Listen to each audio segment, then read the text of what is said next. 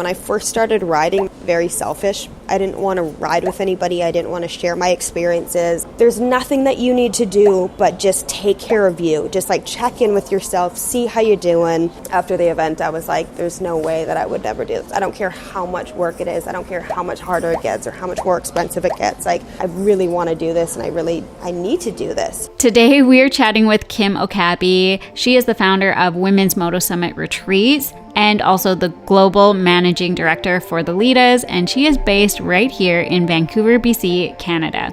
We dive into the thrilling moto adventures, her empowering Women Moto Summit Retreats, and we also explore the profound impacts of community, a sense of belonging, and self-care in the world of biking. So this is an episode you don't want to miss, and I'll catch you guys on the other side.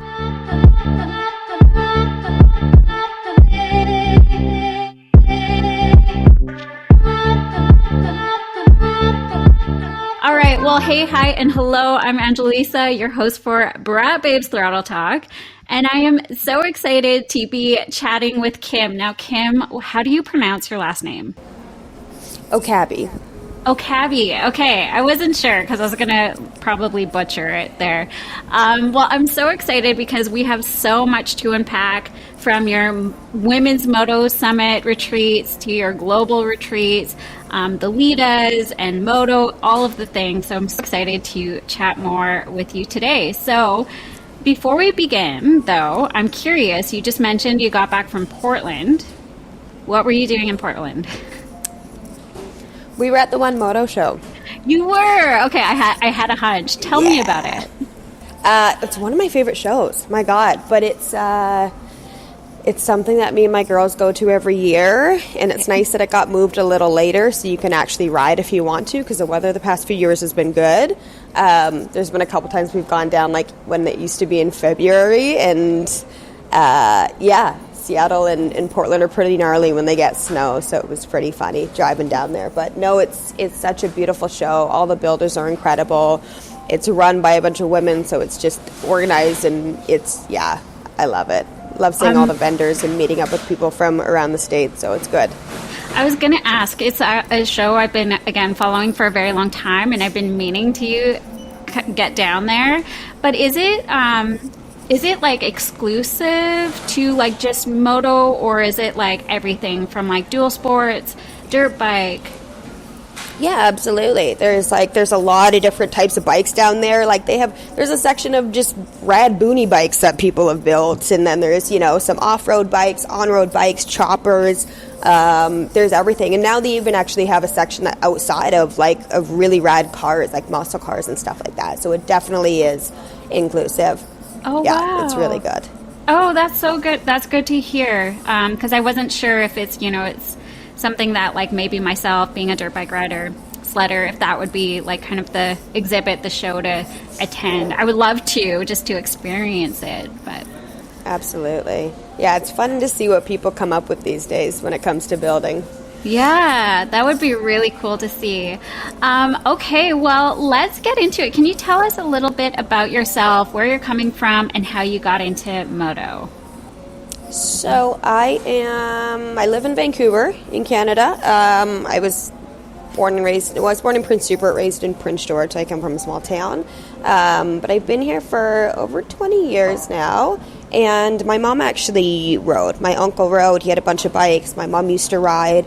And she was always kind of that person in my ear wanting me. We were so similar. So she was always wanting me to get on a bike, and she would tell me how, you have no idea how it's going to feel when you're on the road by yourself or doing solo road trips. And so she was always that bird on my shoulder and got me into riding, and the rest is history. Okay. Oh, that's amazing. And do you get to, experience that with your family? Funny enough, it was actually once, 2014, it was that Christmas. My mom was kind of really on me about getting serious about riding, about getting my license and really, really taking it more seriously. And I don't know why. It just so happened that she was really on me that year. And it was probably like 2 or 3 weeks after I got my license and bought the bike and took the course and did all the stuff. She went in for routine surgery, and they kind of botched it, and she never came back out. So that kind of like propelled me into what I'm doing now. Like I ended up jumping on my bike as like a form of escape at the time, you know, like I didn't know how to cope. I didn't know how to handle it. I didn't know what to do. And I just, you know, I was only a few weeks into riding, but I just would get on my bike with a backpack and wouldn't come back for 2-3 weeks, you know, and I didn't know what I was doing or have a plan. But, you know, when I was on the bike, I felt connected to her, and that was the only time that I felt that I could talk to her, or scream or yell or cry or laugh, or, you know, just go through all the emotions. So, yeah, that's how it happened. So I think the first year I put almost 60,000 kilometers on my bike, and the second year was like over 80, and it was just, I just wanted to get away, you know, but it was also a good form of escape because, you know, it kept you in the moment and kept you present in whatever way. So yeah, that's how that happened. But I guess the question is, or the answer is yes, like I do feel like I am with her when I'm riding. So yeah. Aww, thank you for sharing. That's so beautiful. Yeah. And sorry to hear that. But what a great way to honor her for sure. Yeah. Yeah. Yeah. Okay, so that's kind of how you got started. What was your first bike that you started with? Very first bike was a 750 Virago. I, of course, bought the bike before I even learned how to really ride or take the course. Okay. So I remember having to call a friend and saying, like, hey, you got to pick this bike up for me. And he's like, well, have you test rode it? And I was like, no, but I bought it, and it's sitting outside this apartment in the West End, and we got to go grab it. And then, of course, he comes over, he goes to start the bike, can't start it. And thank God we were on a hill, so I just remember just running as fast as I can and pushing this bike down a hill so he can try to kickstart it. And he's just like, how are we friends right now? Like, how did you sucker me into this? We don't even know if this bike actually starts. Like, you could have totally just got scammed, and we have this lemon, and I'm now pushing him down a hill, and he's just like, well, welcome to riding. But yeah, it was 750 Rock, and it was amazing. Like, that thing was a couch. It was the comfiest bike ever. I could ride it for so long, but yeah. Okay. So that's what you started on. That's what like got you into it. You were comfortable. So what type of bike do you ride now? So right now I have 3. I have a Nightster, 2007 Nightster. That's like it's just a tank. I love that thing so much. I've had it forever, and I will have it forever. I also have a chopper that finished building last year, the year before. It's a 2001 Sportster S that I hardtailed, and then I have a 2023 Street Glide Special. Okay. So it's a bagger. But after I just went on a couple of trips, and I'm kind of obsessed with dual sports right now. So that is something I'm looking into. Okay, that was going to be actually one of my questions. Like further down is like.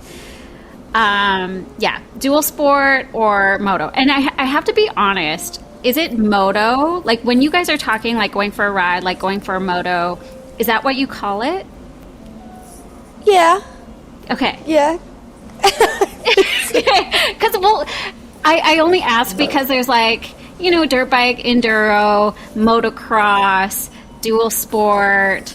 It wasn't sure what the term would be like for moto. If that's like the general term. I think so. Okay. I think everyone's might have their own way, but yeah, usually just moto. Okay, I sound like an idiot. Sorry. I'm like, I don't know. Am I That's talking great. about the right thing? Okay. Okay, so moto or dual sport. That's really, really cool. So you're thinking of getting a dual sport then? It's funny because I talk to a lot of people who are dual sport riders, and they always say, like, once you try it, once you do it, and you're like, yeah, okay. But it's a lot of my friends in the past couple years, especially like during COVID, they kind of, you know, wanted to go in the middle of nowhere to camp. A lot of campsites were closed down, things like that. So they, they got onto a dual sport or dirt bike and wanted to get further out into the forest. And their Harleys went so quickly after that, it wasn't even fun. Interesting. But I just got back from Guatemala, and I messaged all my girlfriends that had just recently bought, off-roady type bikes, and I was like, I get it.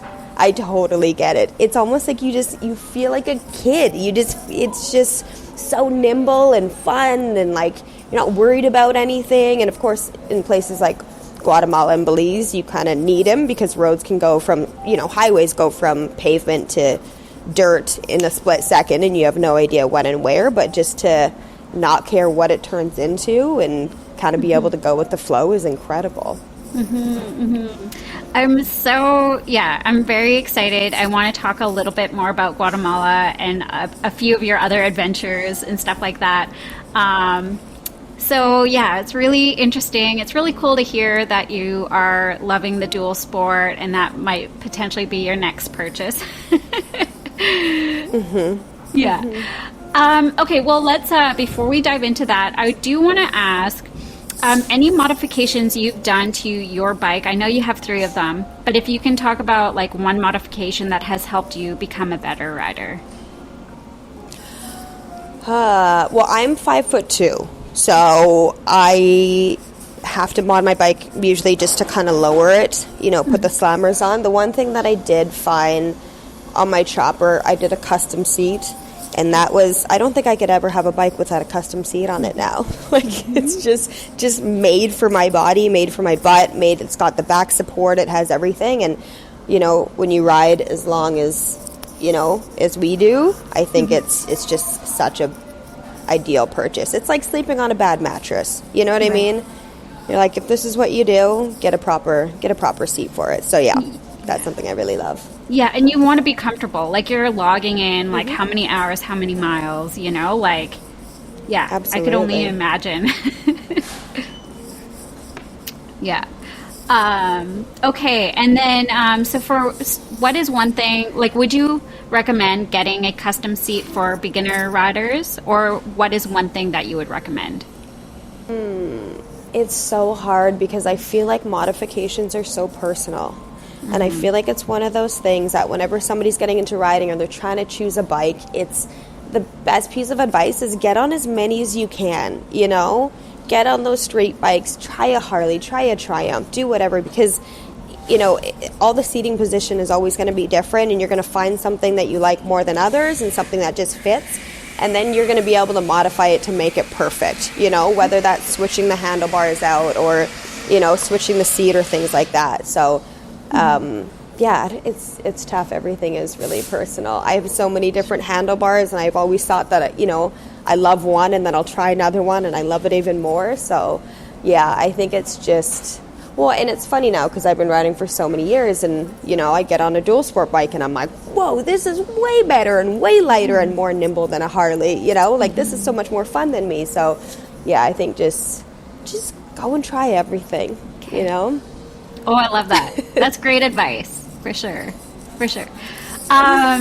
Okay, well, I want to know a little bit about some of your road trips, because, again, I feel like such a creep when I say this, but I've been following you for a very long time, and I've seen you've traveled a lot, so I'm curious, what road trip was your favorite, and what would you recommend for women who are, like, just getting into road tripping? Oh, gosh. I don't know. Everything's so different. Like, I love ripping down to Mexico, doing the Baja. That's one of my favorite things. But then there's some of my absolute favorite roads are in Idaho. Like Lolo Pass, Stanley, McCall area. That's something that you can riding through these windy roads in the middle of the forest, and then you can go on a beautiful hike up to a glacier lake, and you can go river rafting down the Payette River, and then you can find a hot spring to just kind of chill in on the side of the road, and it's just it's nature at its finest, to be honest with you. I really, really love the area. the one thing that I can say if anybody's, wants to really get into road trip is try not to plan too much. There's always going to be things that are unexpected that happen. It's never going to go the way that you think it's going to go.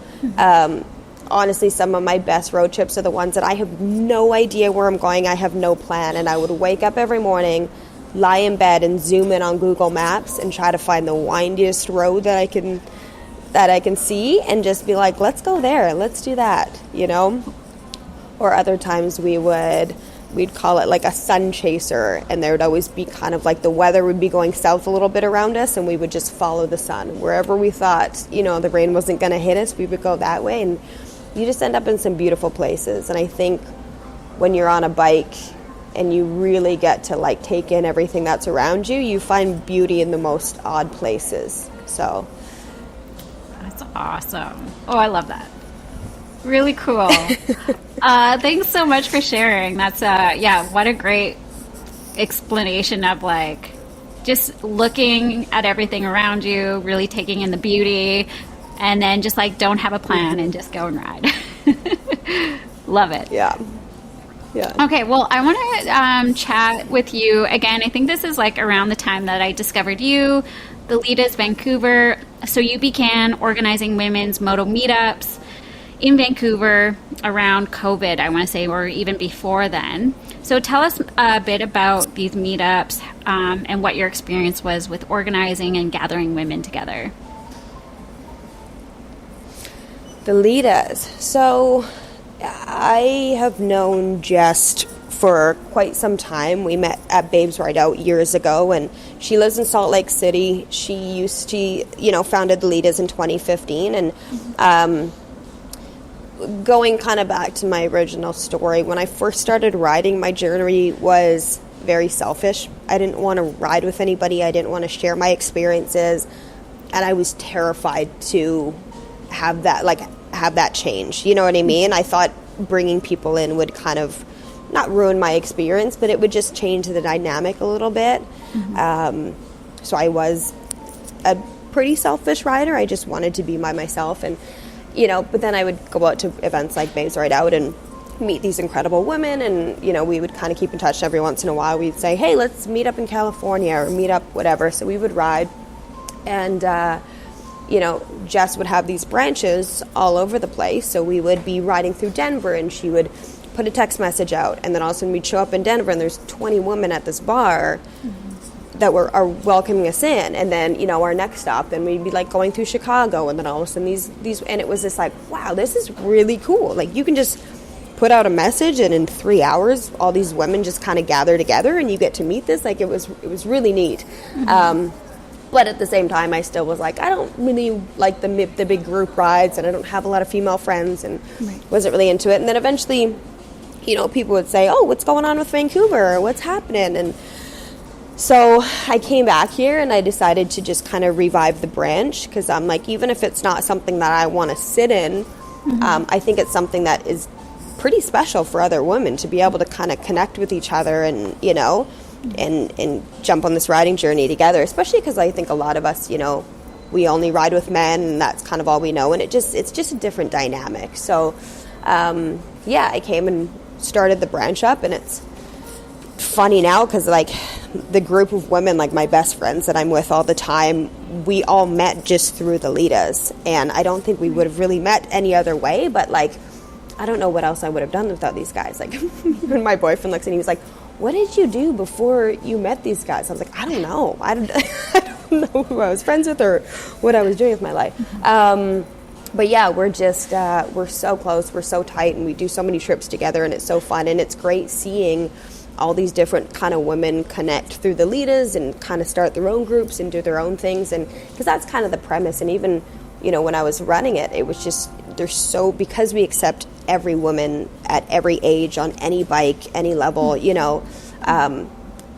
it creates quite a dynamic, right? But, like, you don't want to do a group ride with somebody who's been riding, 30 years, and there's somebody who's never been on a group, it just gets, so I wanted to focus more on the meetups so people can kind of connect with others on their level and then go and do their own rides. You know what I mean? And then the rides that we do are very specific of like, hey, these are the different levels that we're doing, and kind of pick and choose your own. Right.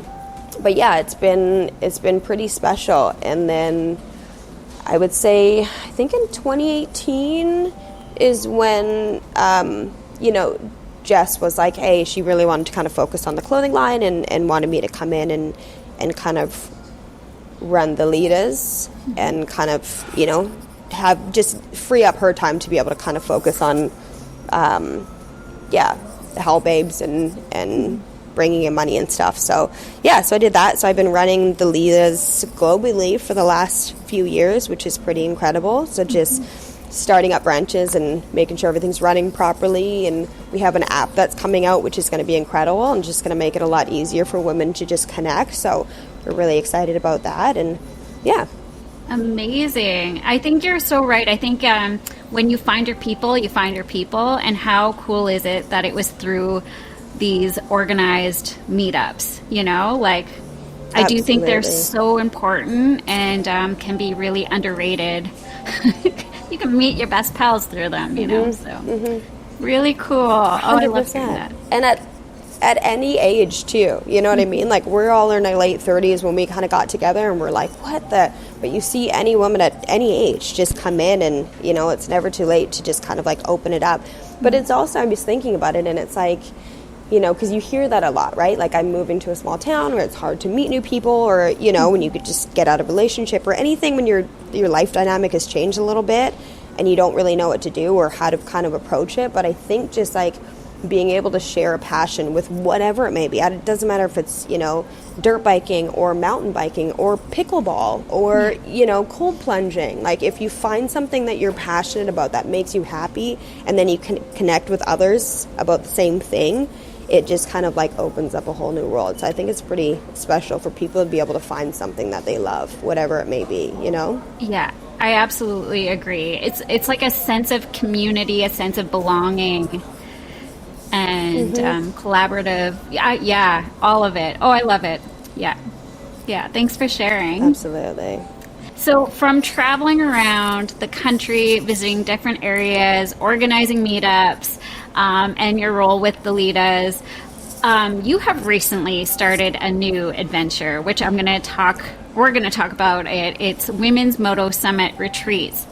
Tell me what it's all about and why you started it. Okay. So obviously, going out and attending all these different, moto campouts and things like that was pretty incredible. You get to meet some amazing women. The one thing that I always found was that, as women, I feel like we just kind of, connect on a different level. That was the other thing about, getting into the Litas and meeting all these people, is that, I started off this journey quite selfish in the way that, I had my own experience and I had the reason why I came into biking, and I didn't really want to share that with anybody. But the more that I actually opened myself up and were able to kind of meet other women and share my story, the more I realized that a lot of other people had the same story. There's a lot of women that have got into biking because their dad used to ride and he's passed away, or, they went through a horrible divorce. Anyway, a lot of women use it as a source of meditation. They use it as a source of, to just gain confidence and connect with others. And,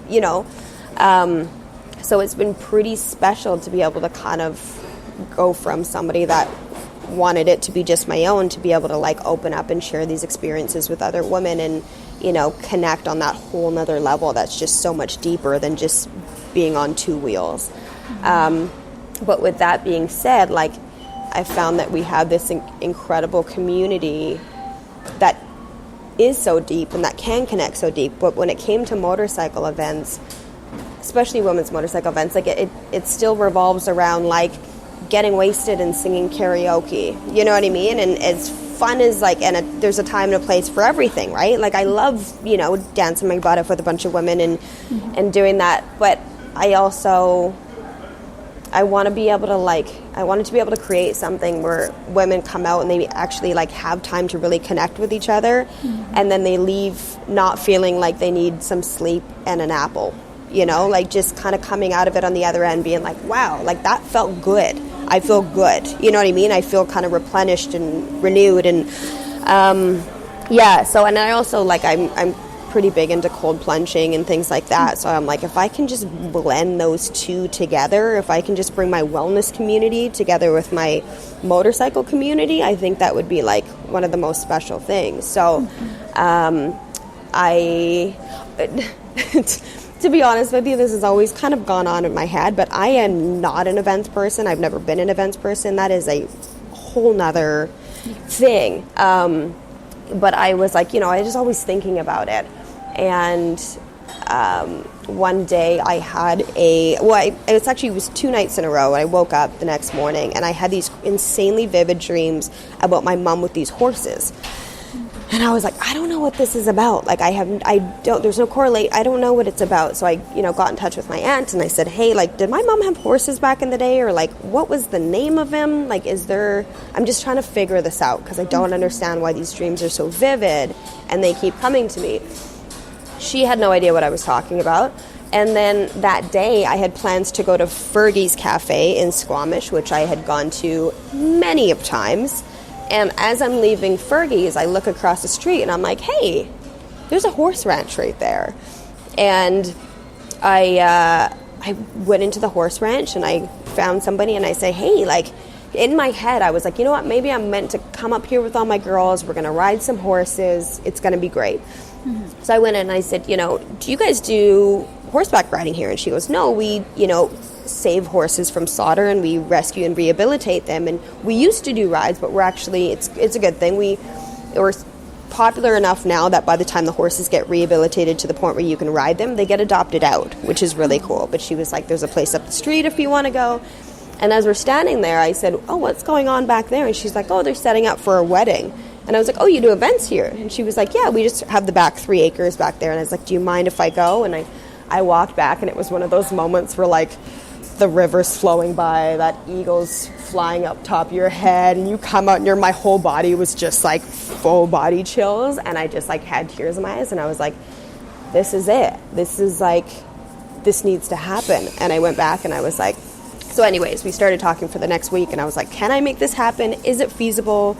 I called a bunch of my friends who own studios in and around Vancouver, being like, is this something that you're interested in? Because also too, for me, it was kind of like, coming out of COVID, and our winters are really tough here. They're dark, the daylight's short. And I always find, some people go into depression, like they're trying to find things to kind of like keep their heads out of the ground. You know what I mean? Like different modalities and stuff like that. So I was like, how cool would it be, even for a studio, if I can like bring you 200 women that are interested in wellness, and you can come and teach a class and then be like, hey, like I have this studio down the street, would love to see you, kind of thing, right? So started talking to a bunch of people, and yeah, it all just kind of came together. So I did my first one last year, and there's like, I have usually about 8 different instructors that do anything from like yoga, breathwork, sound baths, cold plunge, meditation, Pilates. There's just a bunch of different modalities. So then we'll have classes kind of on the hour every morning from like 8 a.m. until 1 p.m. And then we have them again at sundown. And then I'll have live local musicians come in and be playing music at night. And during the day, it's usually, people can go horseback riding. There's RMTs during massages. We have astrology readings. There's Reiki sessions. Then there's just a bunch of games. You can play Flip Cup and Cards Against Humanity. And it's just, it's a lot of fun. And yeah, it's been an experience for sure. Definitely like leading up to it, the week before I put on the event, I was like, I thought my mom punked me. I was like, I don't know how I got myself into this. Like, this has been the craziest experience of my life. And I was like, this has to be a joke. There's no way she meant this. Like, this is incredible. And then, I spent the next 3 days of the event just like with tears in my eyes, because I'm watching these women go through these experiences, and it was just crazy. Like the amount of guests that just like fully had a weekend of like releasing whatever it was that was inside of them. Because there's a lot of people too that go through live and they don't know how stressed they are. They don't know how much they're taking on. They don't know, like, when's the last time you took a couple days just for yourself, where like there's nothing that you need to do but just take care of you, just like check in with yourself, see how you're doing, see, you know what I mean? And it's just crazy how we just don't do that. But you know, there's a lot of women that just would, you know, even you're just overlooking this yoga class and these women are like crying, like they're just, yeah, it's just, it was wild, but it was so beautiful at the same time. It was so beautiful. So after the event, I was like, there's no way that I would ever do this. I don't care how much work it is. I don't care how much harder it gets or how much more expensive it gets. Like, I really want to do this, and I need to do this, you know? I really want to have a space that's once a freaking year where women can just check in with themselves. Absolutely. Just be like, are you okay?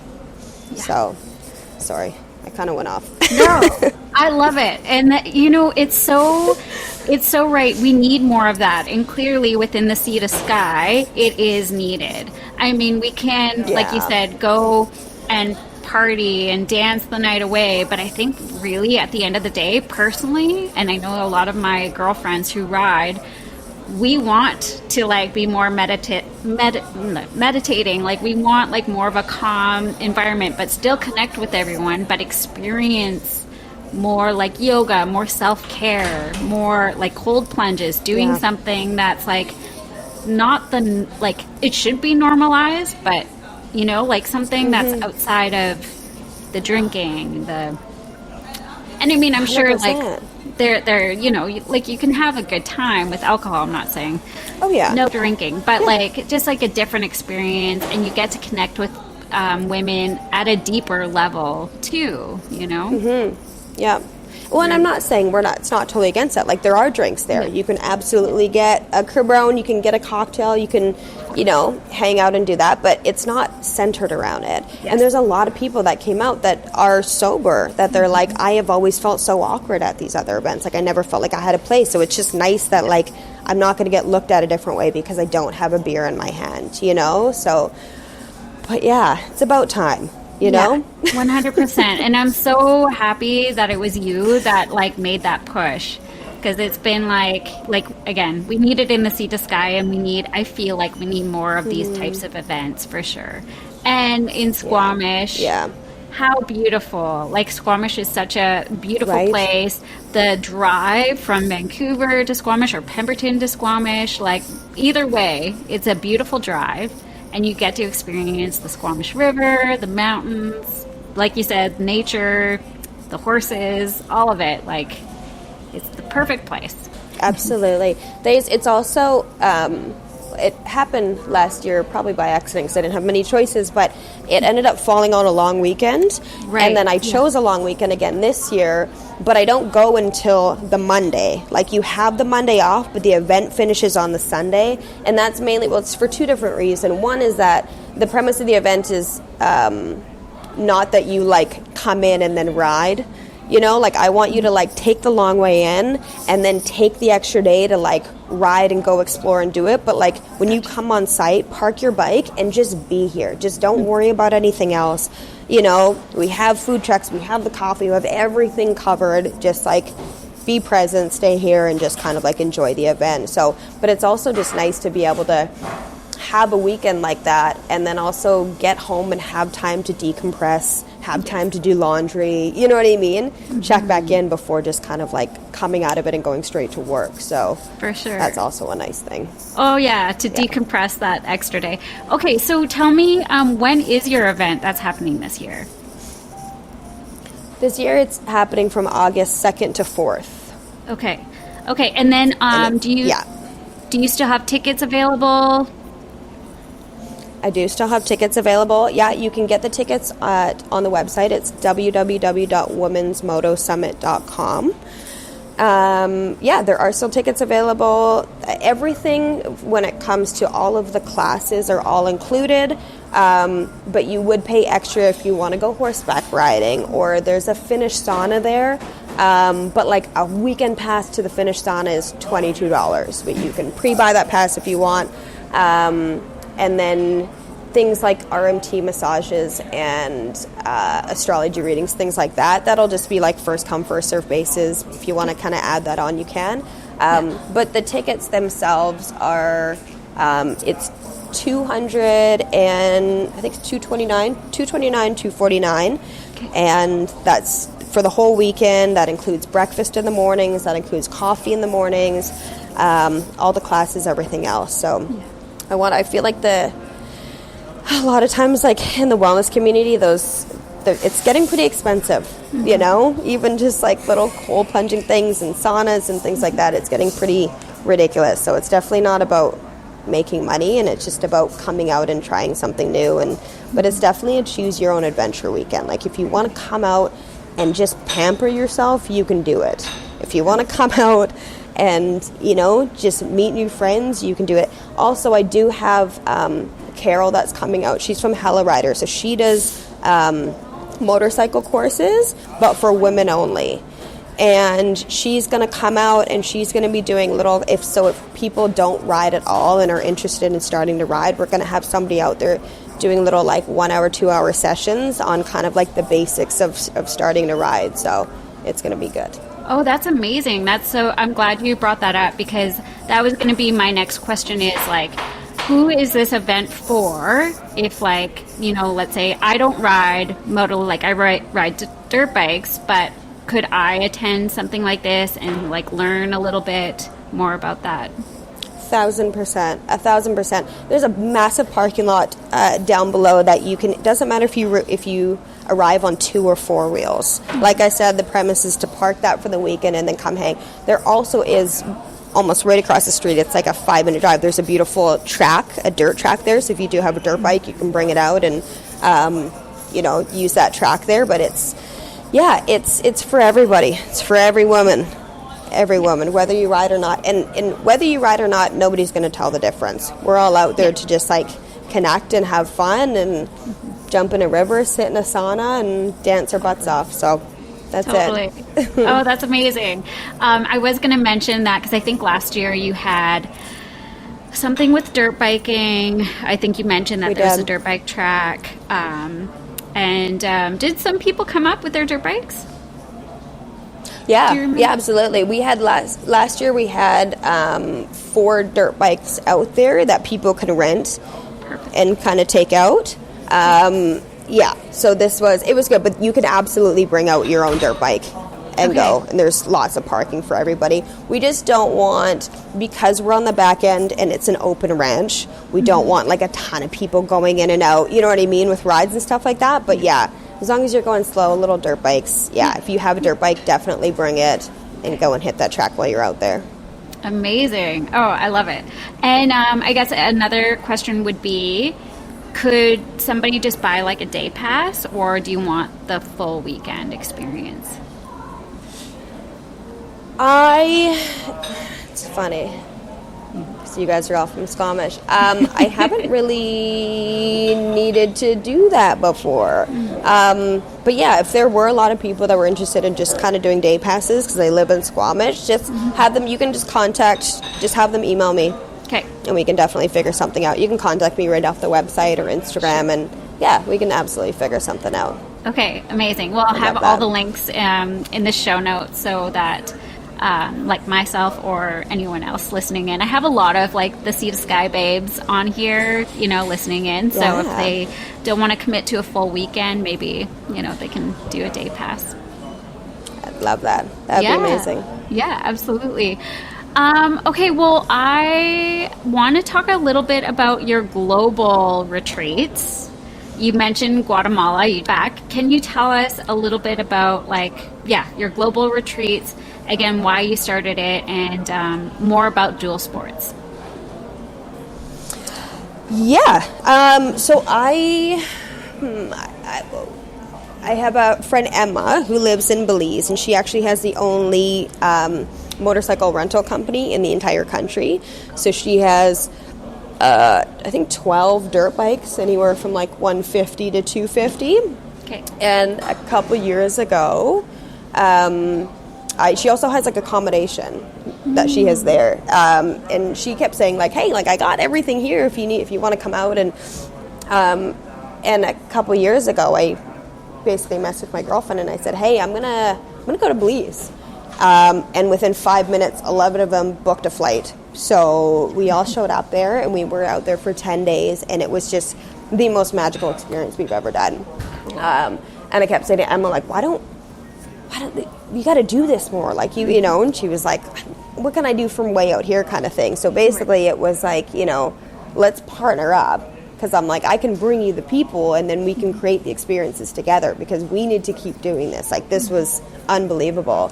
So then we just did 2 back-to-back trips, and they were just, it's all women, and it was 2 groups of 10 that came out, and it was beautiful. It was so great. And it's, you know, we have people that come out that have never dirt biked before, and then we have people that come out that have been dirt biking for the last 15 years, and we cater the trips to you know, the experience levels and things like that. But Belize is just such a beautiful country to explore. And then after we did that, we went to Guatemala to go and see where else we can take this. So we went and explored the little route that we want to do. So next year, we're going to Croatia in September for 10 days. We have a trip going out there, and then in March we have another Belize trip, and then we also have a Belize and Guatemala trip.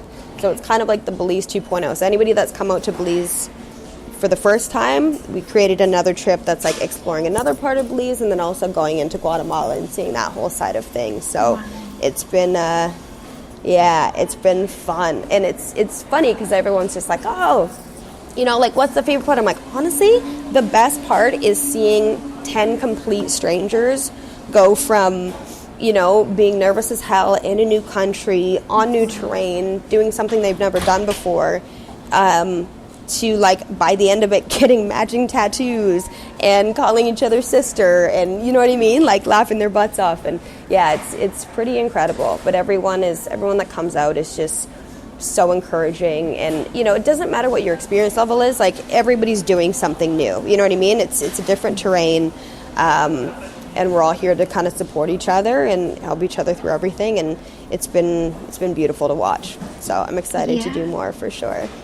Oh, absolutely. I know I've been, again, seeing your posts and stuff. And I think one of my friends that I met last year, she attended your ride just recently, or your trip. And anyways, it looked magical. It looked so nice. And I would love to join in on the fun one year. I love it. Yeah. I love it. Belize is beautiful. It's stunning. And it's just oh, go ahead. No, go ahead. Oh, I was just going to say it's just such an easy country to travel to, too, because it's English speaking. They use the U.S. dollar, and they just started doing direct flights for us. They started doing direct flights out of Seattle. So it's essentially like shorter than going to Mexico. Right. Perfect. Yeah, it's beautiful. And then so I guess my question would be, you know, like, it sounds like Emma has all of the bikes. Is it dual sport, or is it like dirt bikes? These are dirt bikes. She has like CRF 150s. Okay. Yeah, CRF 250s. Yeah. Okay, so it's dirt bikes. Yeah. Tell me a little bit about like the terrain, and if somebody were to come and do the experience, do the adventure, you know, what type of terrain would they be getting themselves into? You know what? Every trip is kind of like catered to, you know, the attendees. Sure. We kind of group everybody together based on their experience level, but then when we get into it, it's one of those things that we want to be able to challenge people every day. You know what I mean? Mm-hmm. So we'll kind of like, it's a lot of communication. That's the best thing about this trip, and I think that's why people get so close, is that we talk a lot. You know what I mean? Mm-hmm. How you feeling? Where are you at? You know what I mean? Because it can be overwhelming, and it can be a lot, right? Like, it's like it goes so fast, and we're doing so many things, but at the same time, like, when you have 10 women that are always checking in with each other, like, how are we feeling? What do we need to do? Okay, and then we'll try something else. And Emma's such a wealth of knowledge. She's been doing it forever, and it's so great because it's like, okay, guys, we're going to do river crossings. And then everyone kind of, like, stops. We go over the things. We help each other through it. Mm-hmm. And then we get that. Then we get to sand. Then you get to dirt. But yeah, you're all kind of like going through the experience together. And she's always kind of like stopping and helping people, you know, navigate through things. And if anybody ever has questions, or if there's ever things that they're like worried about, or this is what I'm finding hard, this is what, you know, gives me anxiety, like she loves to just be like, okay, let's step back. And then she'll kind of go through all the different little tips and tricks that you can utilize, and things that that has kind of like helped her through it. So, but you can see the difference. And it's funny because it's, you know, everyone has their days, and it's like that. I'm sure even now with all the experience that you've had, you've gone out sometimes where you're like, this is just tough, it's just hard, and my head's not in it. And then there's other times where you're just like, this is the best, you know, and you're, you know, killing everything. So it's funny because, you know, in Belize it's kind of the same thing, where some people will just have tough days and they'll just be like, this is really hard. And then everybody, you know, brings them back up, and we're like, okay. And then the next day they're just like, I'm the king of the world, you know. And it's just, it's really, really cool to see. And it's cool to see people just challenge themselves and do things that they don't think they could do, and then be able to do it. And it's good seeing the confidence shift, you know. Absolutely. Oh, it's good to know. And it's nice knowing that there's somebody there to like, help you through it, because dirt biking, getting yourself into like tricky terrain, it's overwhelming. Crossing rivers, or you know, like there's just so much to think about. So it's nice that it's that type of approach, and it's not like get after it every day. Like you want to challenge yourself, you want to get out of your comfort zone, but you want to do it in a way that you feel safe, and like the people that you're with are like, you know, safe, or not safe, but like in the right mindset, I guess. Yeah, it's good. Even just like, you know, when we're first going over like specific terrains, you'll get kind of a walkthrough of what we're going to do, what you're going to be looking at, you know, how your body position should go. And then Emma will be standing in the middle of the river ready to catch you if anything goes wrong. You know what I mean? She's there. She's got it. So it's like, it's fun. But then you cross it and you're like, yes, let's do another one. Totally. But yeah. Oh, that's awesome. It sounds like, you know, with Women's Moto Summit retreats, it's really about self-care. So after like a big excursion, like your big trips, or even like just riding on the open road, what do you do for self-care after a big ride? Ooh, that's a good question.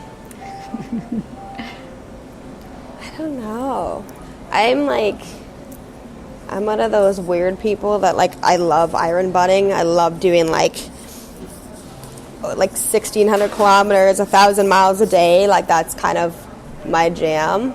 So then usually whenever I get off a trip, I need to lay on a hard surface for a really long time. Right. Just order in and lay on the ground. I don't know. I just, honestly, I feel like it's the opposite. I feel like my motorcycle is my self-care, because there's so much just like checking in and self-reflection. And especially on those long rides, like you have no other option than to just like sit with your thoughts and be in that moment for hours on end. So it's a good way to like just internally reflect and check in with yourself. And so the opposite. Okay, I love that, and I think you're right. I think that would be such a great way to like decompress, like be in your thoughts, but also like away from like other noise happening. You know? Yeah. No distraction. Yeah. Have you had any injuries that that set you back or made you a stronger rider? Yes. I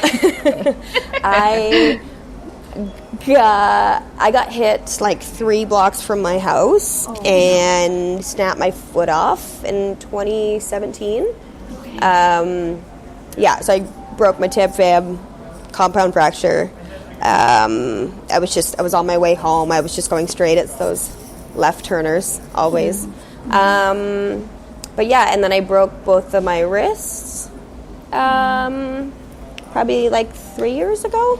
Okay. I think over the bike, but both of them were. It's funny because you get asked a million times as soon as you get in an accident, like, but are you still going to ride? And you're like, oh, nothing would ever stop me. I think that's the biggest difference, though. Like, it's, especially, you know, Vancouver's not the safest place to ride. There's a lot of things going on. Like, I think riding in general is not. But, you know, I think people just need to have a purpose, you know? Like, riding for us, it's not about revving your engine and doing a wheelie and looking cool. You know what I mean? It's about self-care. It's about the reflection. It's about the community. It's about the people. It's just about so much more than that. So, yeah, I think it's obviously, being in accidents, it changed the way that I rode. You know, I feel like everybody gets to a point in their riding career where they think they're invincible, and it's just the funnest thing in the world. So yeah, you get a bit of a reality check, and yeah, I ride differently, and I'm never in a rush. It's all about just like chilling and being in the moment and being very aware that, you know, it doesn't matter how loud your pipes are, but there's going to be people that don't see you, and there's going to be people that are having a bad day, and just always be cautious of that. So yeah. Absolutely. For sure. Well, thanks for sharing. I do appreciate that, because I'm sure you've heard it, like, oh my gosh, are you gonna like continue riding? Like, it is so dangerous, you know, and yeah, all of the things. Awesome. Totally. All right, and do you have any advice for those that are just thinking about getting into riding?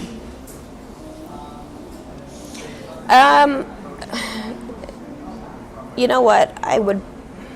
Community is everything, to be honest with you. And I've known a lot of people that have, you know, really wanted to start riding, and then they bought a bike, and then I connect with them, you know, 6 months later, and they end up selling it because they just never rode it. And it's tough starting out on your own. Like, if you can have a friend of yours that's on the same journey, and you guys can, you know, go through the process together, that's obviously the best case scenario. But there are so many amazing communities out there, like the Litas, like Brat Babes, like, you know what I mean? There's just different communities that, like, even if you haven't even started riding yet, you can still come to a meetup.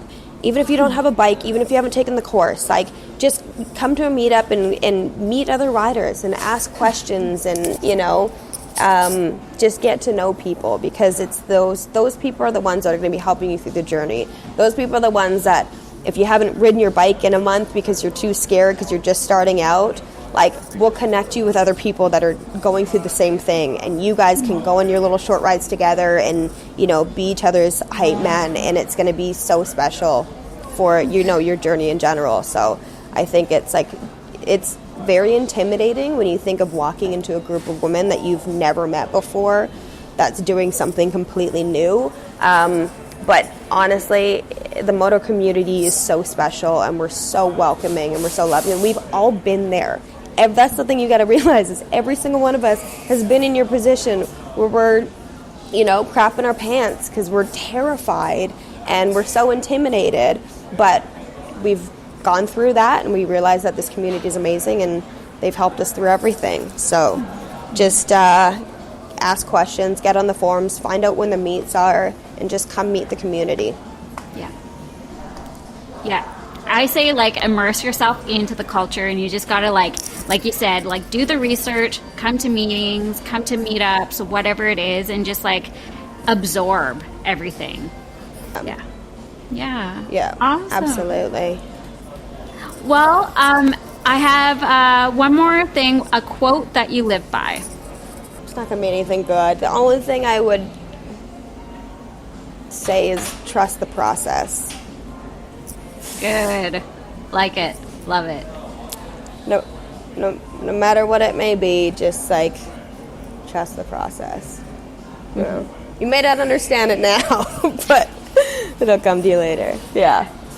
I don't know. I feel like anything that we've ever gotten into, it's always been a process, right? When it comes to anything, the best things in lives are the things that are freaking tough and challenging, but they change you and they mold you, and it's beautiful. So I love it. Yeah. So good. Awesome.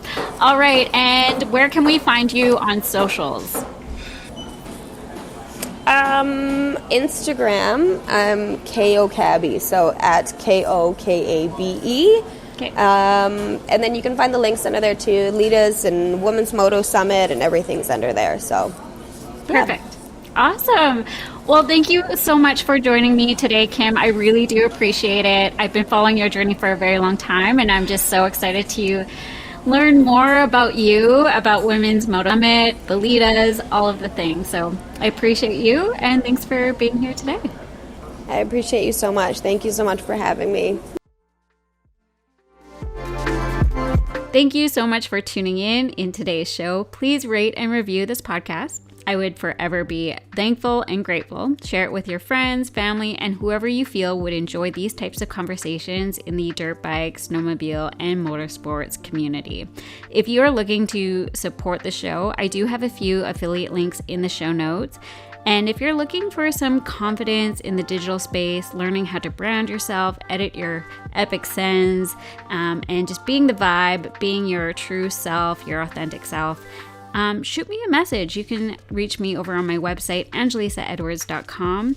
And as always, I am rooting for you, and keep killing it safely, and I'll see you next week.